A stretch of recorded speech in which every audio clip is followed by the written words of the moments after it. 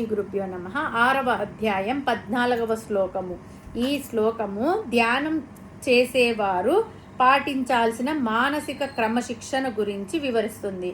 ఓం ప్రశాంతాత్మా విగతభీః బ్రహ్మచారి వ్రతే స్థితః మనః సంయమ్య మచ్చిత్తో యుక్త ఆసీత మత్పరః. ముందుగా పదపదానికి అర్థం తెలుసుకుందాము. ప్రశాంతాత్మ, ప్రశాంతమైన మనస్సు కలవారు. విగతభీః, భయం లేనివారు. బ్రహ్మచారి వ్రతే, బ్రహ్మచర్య వ్రతమునందు. స్థితః, నిలిచిన వాడై. మనః, మనస్సును. సంయమ్య, అదుపులో ఉంచుకొని. మచ్చిత్తః అంటే పరమాత్మ యందే చిత్తము కలవాడై. యుక్త, ఏకాగ్రతతో కూడిన వాడై. ఆసీత, కూర్చోవాలి, ఆసీనుడై. మత్పరః, నన్నే పరమగతిగా భావించిన వాడై.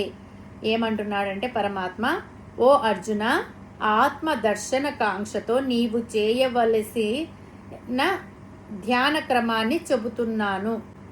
శ్రద్ధగా విను.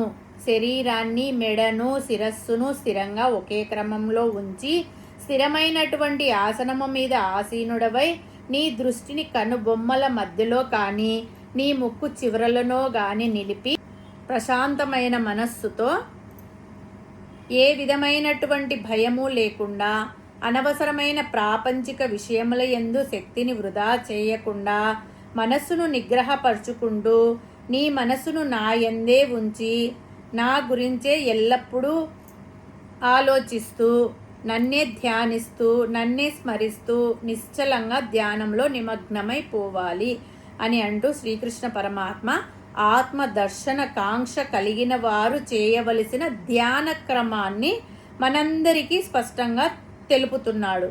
ఇంకా మనం వివరంగా తెలుసుకోవాలి అంటే ప్రశాంతాత్మ అంటే మనస్సును, చిత్తమును ప్రశాంతంగా ఉంచుకోవాలి. ఎటువంటి ఆందోళనలు, ఆలోచనలు ఉండకూడదు.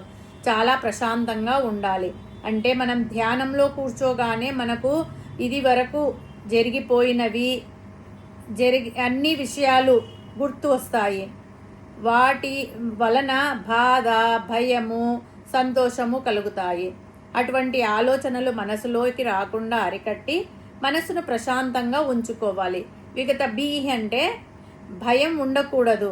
ఏ విషయం గురించి అంటే గతం గురించి కానీ భవిష్యత్తు గురించి కానీ భయం ఉండకూడదు.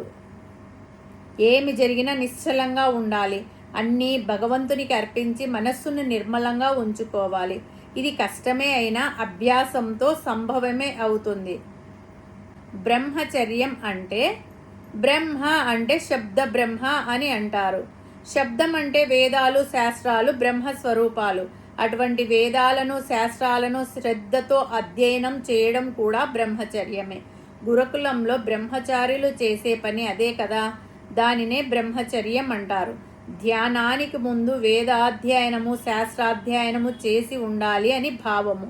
అప్పుడు ఆత్మ వేరు, శరీరం వేరు అనే జ్ఞానం కలుగుతుంది. గురువు నుండి వేదాంత విషయాలు, శాస్త్రాలకు సంబంధించిన విషయాలు తెలుసుకోవడం కూడా బ్రహ్మచర్యమే అవుతుంది. కాబట్టి ధ్యానం చేసేటప్పుడు మనస్సులో తాను శాస్త్రాల ద్వారా ఆర్జించిన జ్ఞానము మాత్రమే గుర్తుకు రావాలి. ప్రాపంచిక విషయాలు గుర్తుకు రాకూడదు. దీనినే బ్రహ్మచారి వ్రతే స్థితః అని అంటారు. తర్వాత మనః సంయమ్య అంటే మనస్సును స్థిరంగా ఉంచుకోవాలి. మనస్సును పూర్తిగా నియమించుకొని మనస్సును అదుపులో ఉంచుకోవాలి. మచ్చిత్త అంటే మనస్సులో పరమాత్మనే ఉంచుకోవాలి. పరమాత్మ అందరికంటే సర్వోత్కృష్టుడు.